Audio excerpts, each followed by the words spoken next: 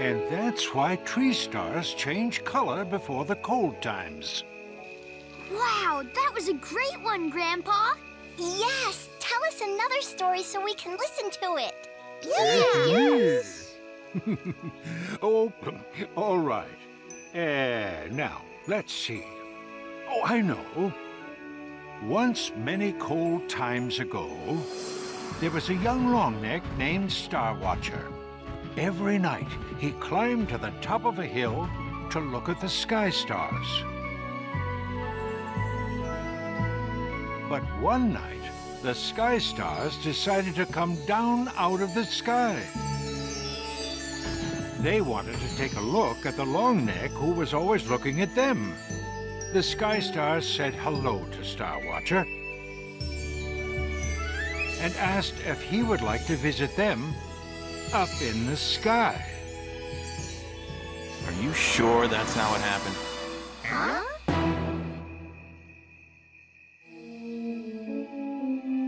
I'm not so sure you're telling that story right.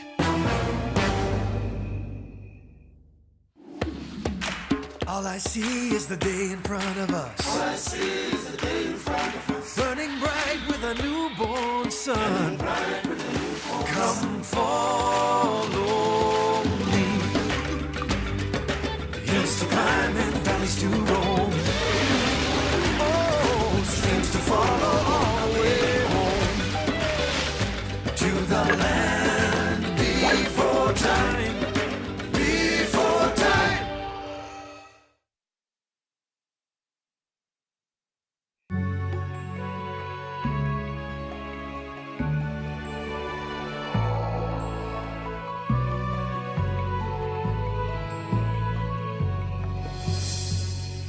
I think you must be forgetting the stories in your old age. Saro, is that you? It's me, all right. I thought I'd never find you. I can't believe it. After all this time, I'd given up hope. I never gave up. Like green food in cold times, It may shrink away, but it will always grow back. Grandpa, who is this? Children, I want you to meet an old friend of mine. His name is Saro. It's a pleasure to meet you all. But who's this? A sharp-tooth? That's Chomper. He was hatched by Littlefoot. And now he's living with us. Yeah! I want to learn how different dinosaurs can all get along. Well, you couldn't have found a better teacher. It was good to hear you tell one of the Longneck stories again. Grandpa's great at telling stories. Oh, I know. Your grandpa was a great story speaker. Story speaker? What's that? A story speaker would travel the land, telling the Great Longneck Stories to all the Longneck herds. And you were a story speaker, Grandpa? Your grandpa was one of the finest story speakers ever. I tried to learn every story I could from him.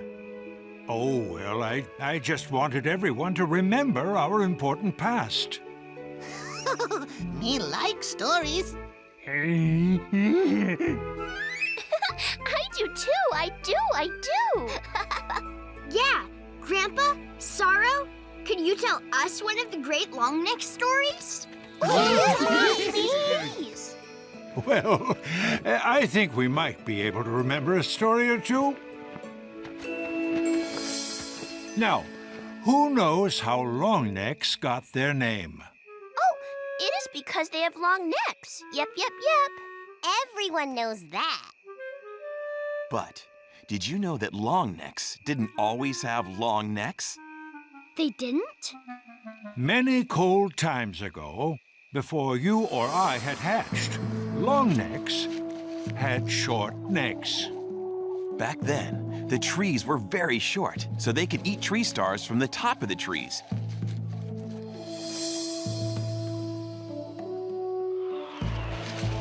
The trees would sing to the bright circle every day as it crossed the sky. The bright circle liked their song so much, that it reached down and pulled the trees until they were very tall. That way, they would be closer to the sky when they sang their bright circle songs. But now, the tree stars were so high that the short-necked longnecks couldn't reach them.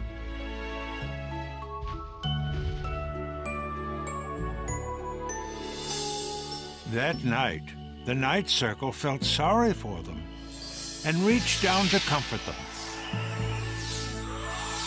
The light made them feel better. And so, they lifted their heads up to get closer to the night circle.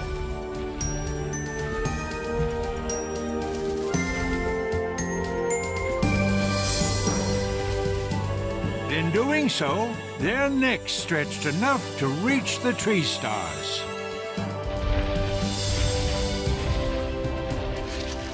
The kindness of the night circle helped us become longnecks. And that is how longnecks got their long necks.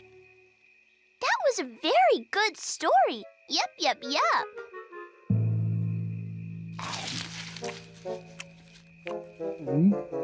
Looks like talking about tree stars made Spike hungry.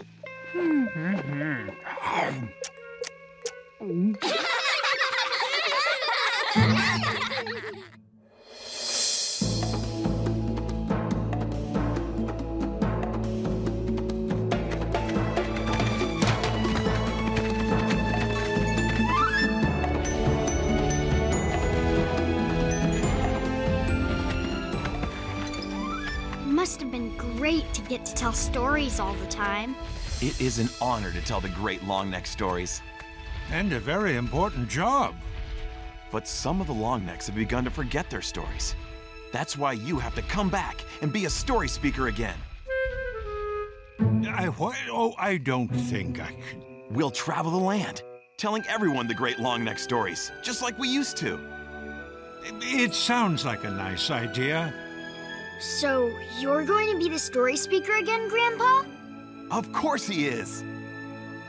Saro, I'm sorry. I know how important the stories are. And I loved being a story speaker, but that was long ago. Things are different now. What do you mean, Grandpa? My place is here in the Great Valley, with you and Grandma and all the others. But you're the story speaker. The longnecks need you. I need you. I can't tell the stories on my own. Saro, I am very sorry. But even though my days of wandering have passed... Then you've turned your back on the longnecks and all of our traditions. Saro, wait! I have nothing left to say to you.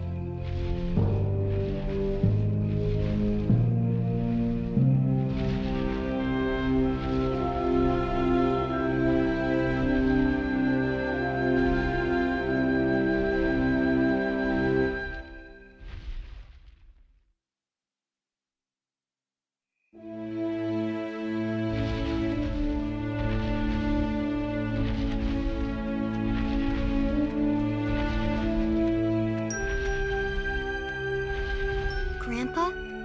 Are you okay? No, I feel bad for Saro. He's hurt and angry, and I don't want him to feel that way. I had hoped he and I would be able to tell the great stories together. But those days are long gone. Remembering is a kind of a funny thing. It makes me think of time gone by. Friends are made by saying hi. Thoughts I'll always hold dear. Remembering makes reappear. But even when the thoughts are sad, I'll always have remembering.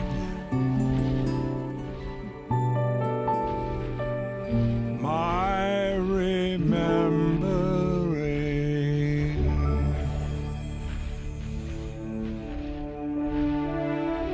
I had hoped Saro would someday become a story speaker. He knows the stories as well as I ever did. Why didn't you tell him? Well, I never had the chance. And now Saro's too angry to listen to me. Well, it's sad, really. I've already begun to forget some of the Longneck stories. I can't let the Longneck stories be lost. I've got to find Saro.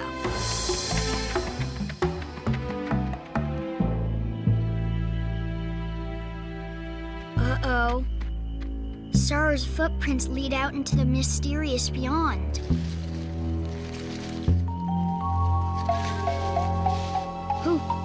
Who is it?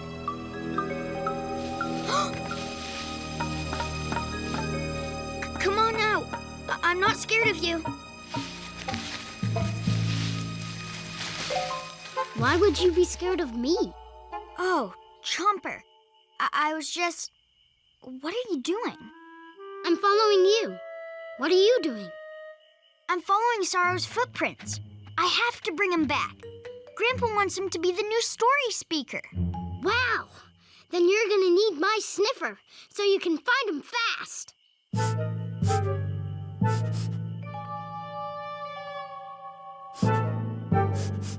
I got him! Then let's go.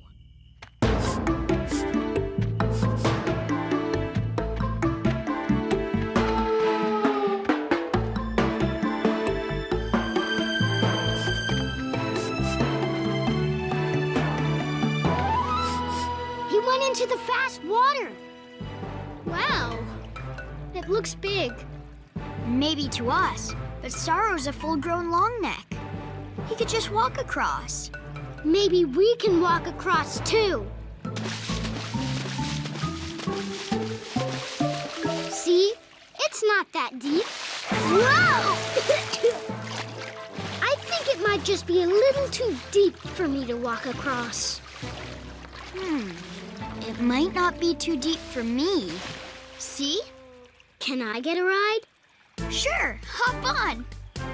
Thanks.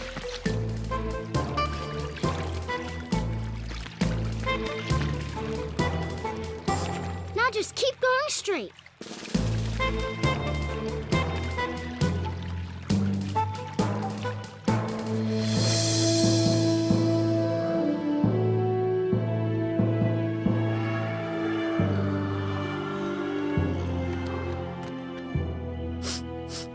A big longneck like Saro probably just stepped right over this ledge.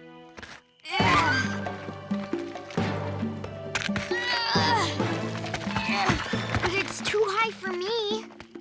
Almost! Almost! Not quite. But maybe a whole pile of rocks will help us climb over. Too bad Sarah's not here. She's really good at pushing things around. There.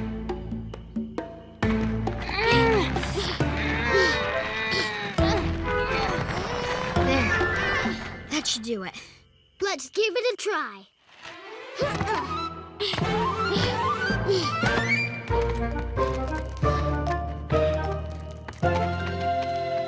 Yeah, it worked, Littlefoot. We make a pretty good team, Chomper. Yeah, we do.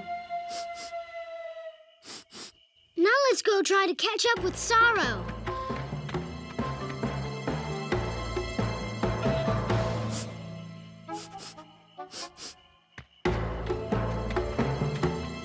His smell is getting stronger.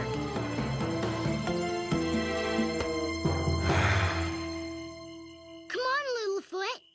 I'm coming. See? There he is. Littlefoot? Chomper? What are you doing following me? We came to ask you to come back to the Great Valley. You need to talk to my grandpa.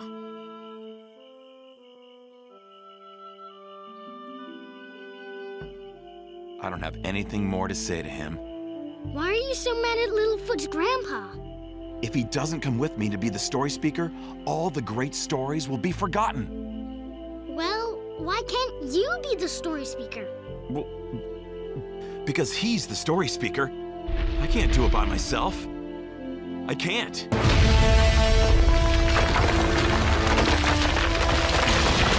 Look! Sliding rocks! Oh no!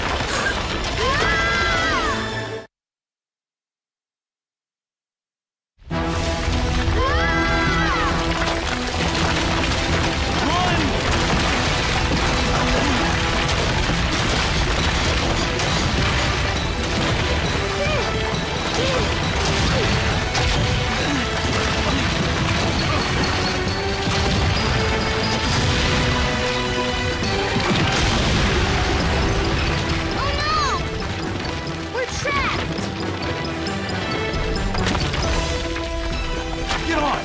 Quick! Hold on!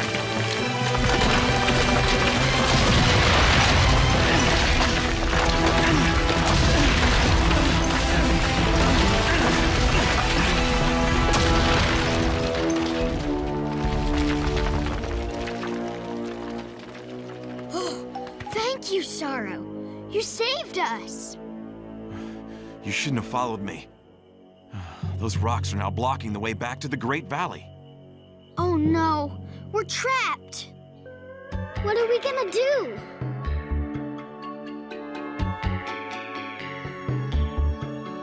We will be okay. Maybe we can climb over. There's no way.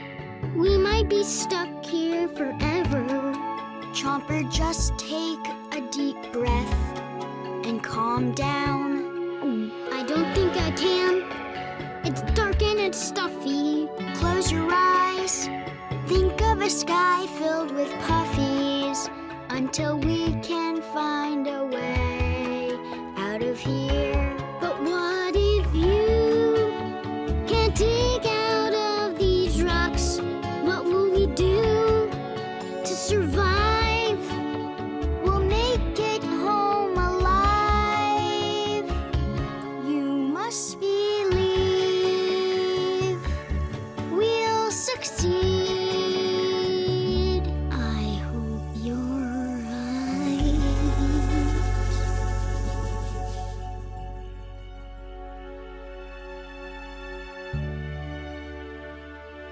Say, did your grandpa ever tell you the story of Tall Stepper? Tall Stepper? I don't think so. Tall Stepper grew up to be a great long-neck leader. But when he was young, just about your age, he learned a great lesson about being brave. Tall Stepper and his little sister were playing one day and having a great time. They were having so much fun that the wind became very jealous. The wind swirled and blew around Tall Stepper's sister and carried her into the air and up into its wind cave in a tall, tall mountain. Tall Stepper was scared to follow the wind up into its wind cave, but he knew that if he was going to save his sister, that is what he would have to do. When Tall Stepper reached the cave, the wind made a deal with him. If he could beat the wind in a race down the mountain, his sister would be released. Tall Stepper knew it would be dangerous, but he knew he had to do it to save his sister.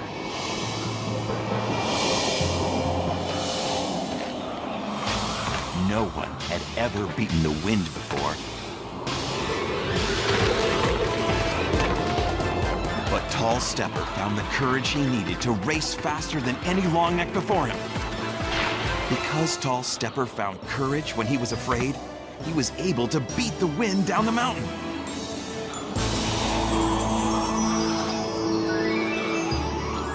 The wind kept his promise and brought Tall Stepper's sister back from the cave.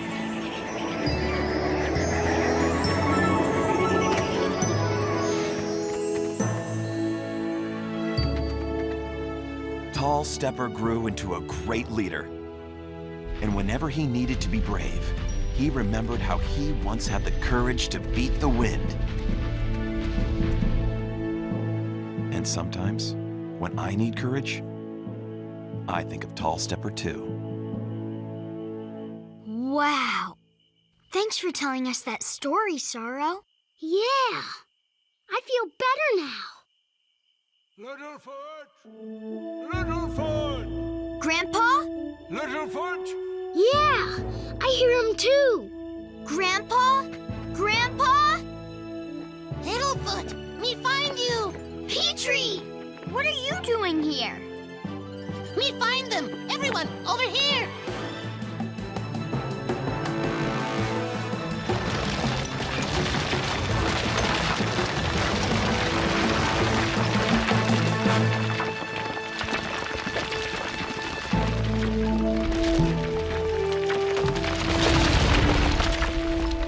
How did you guys find us? We followed your footprints to follow you up into the canyon. Then we heard the rock slide. We heard you yelling, too.